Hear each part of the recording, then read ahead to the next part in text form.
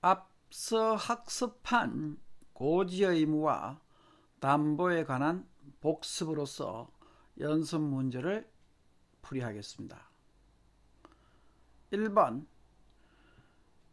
해상보험계약에서 피보험자의 고지 의무와 관련된 설명으로 잘못된 것은 1번 피보험자는 자기가 알고 있는 중요한 사항을 알려야 한다.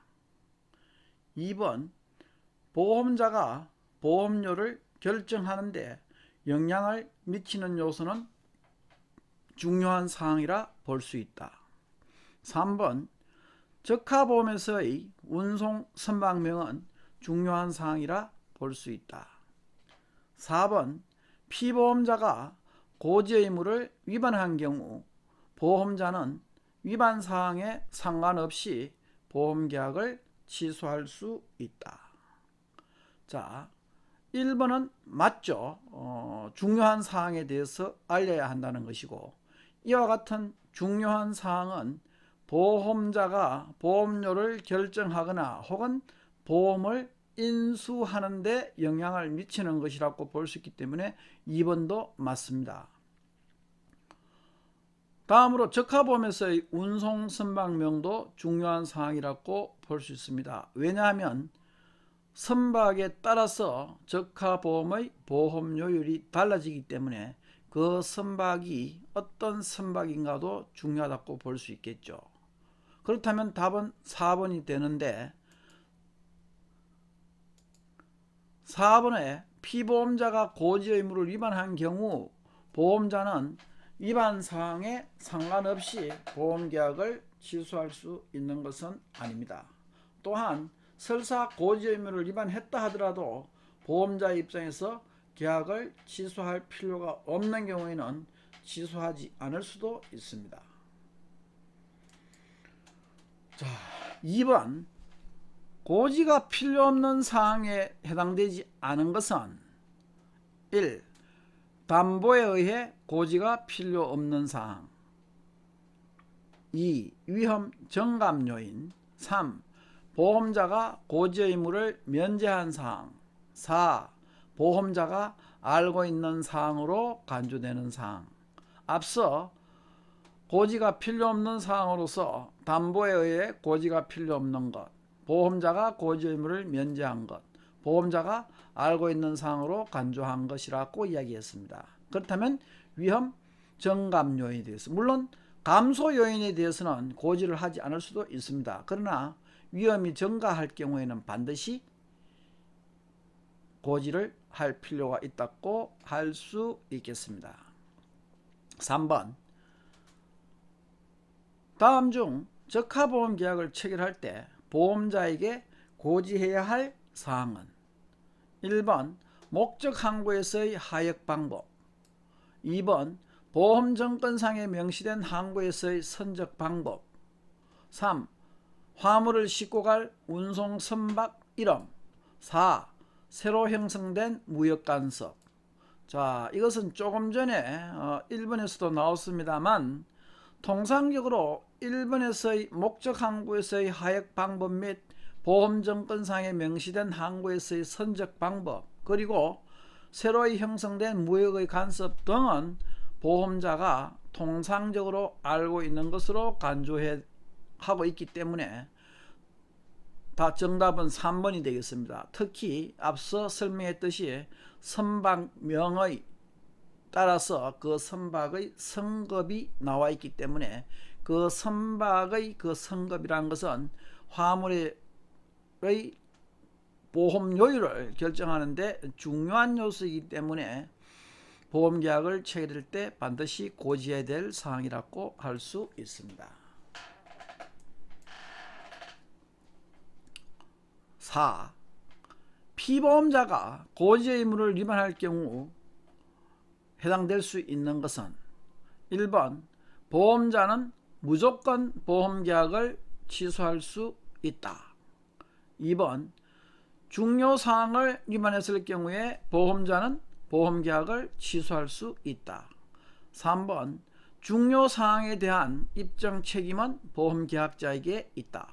4번 중요사항을 위반했을 경우 보험자의 계약 취소권은 반드시 행사되어야 한다. 자, 여기서 보면 1번하고 4번은 맥락을 같이 한다고 볼 수 있겠죠. 보험자는 보험계약을 취소할 수도 있고 하지 않을 수도 있기 때문에 1번, 4번은 정답이 아니라고 볼 수 있고, 그 다음 중요한 사항에 대한 입증 책임은 보험계약자가 아닌 보험자에게 있습니다. 그러니까 정답은 2번으로서 중요사항을 위반했을 경우에 한하여 보험자는 보험계약을 취소할 수 있다. 다시 말하면 그 고지 의무 위반이 중요한 사항이 아닐 경우에는 보험계약은 취소할 수 없으며, 반드시 이 중요한 사항을 위반했을 경우에 한하여 보험자는 보험계약을 취소할 수 있습니다. 다시 설명하자면 이와 같은 중요사항이라는 것은 보험자가 보험료율을 결정하거나 또는 보험계약의 인수 여부를 결정하는 데 영향을 미치는 것을 중요한 사항이라고 할 수 있겠습니다. Material circumstance. 자, 다음 5. 담보에 관한 설명으로서 적합하지 못한 것은 1. 담보는 피보험자의 약속이다. 2.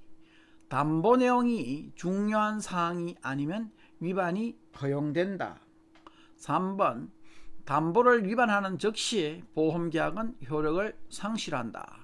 4번 담보의 경우 중요성 불문의 원칙이 적용된다. 자, 담보라는 것은 고지의무보다 훨씬 엄격하다 그랬죠. 그 중요성 여부도 불문한다고 했습니다. 그러니까 4번 정답. 그 다음에 이 담보라는 것은 피보험자의 약속이라고 했죠. 다음에 담보를 위반하는 즉시 보험계약은 효력을 상실한다. 그런데 담보 내용이 중요한 사항이 아니면 위반이 허용된다는 것은 적합하지 않죠. 중요성 불문의 원칙이라고 했기 때문에 정답은 2번이 되겠습니다. 자, 다음으로 6번. 해상보험에서 묵시담보로 간주될 수 있는 것. 자, 우리 해상보험에서의 담보의 종류는 크게 나누어서 명시담보와 묵시담보가 있고, 그 명시담보는 안전담보, 항해제한담보, 중립담보 등을 들었습니다. 묵시담보로서 대표적인 것이 내항성담보와 적법담보라고 이야기했습니다. 그렇게 해서 묵시담보는 내항성담보 및 적법담보가 있다고 할 수 있겠습니다. 자, 7번에 보험자는 보험 목적물이 밀수품인 것을 알고 이에 대한 보상을 거절하였습니다. 가장 논리적인 이유로 판단되는 것은 피보험자가 명시담보를 위반한 것이기 때문에, 2번 피보험자가 묵시담보를 위반한 것이기 때문에. 정답은 2번이겠죠. 왜? 밀수품이라는 것 자체가, 밀수행위라는 것 자체가 위법 혹은 불법 행위이기 때문에 통상적으로 적법담보를 위반한 것이고, 그 적법담보는 내항성담보와 더불어서 묵시담보의 대표라고 이야기했습니다. 그래서 정답은 피보험자가 적법담보, 즉 묵시담보를 위반한 것이기 때문에. 다음 3번 피보험자가 보험 목적물에 대해 자세히 알리지 않았다. 피보험자가 보험 목적물에 대해서 허위로 알렸다. 소위 불고지와 부실고지의 어떤 고지 의무 위반을 이야기하는 것이죠. 그래서 정답은 2번이 되겠습니다. 이상으로 고지 및 담보에 관한 복습을 마치도록 하겠습니다.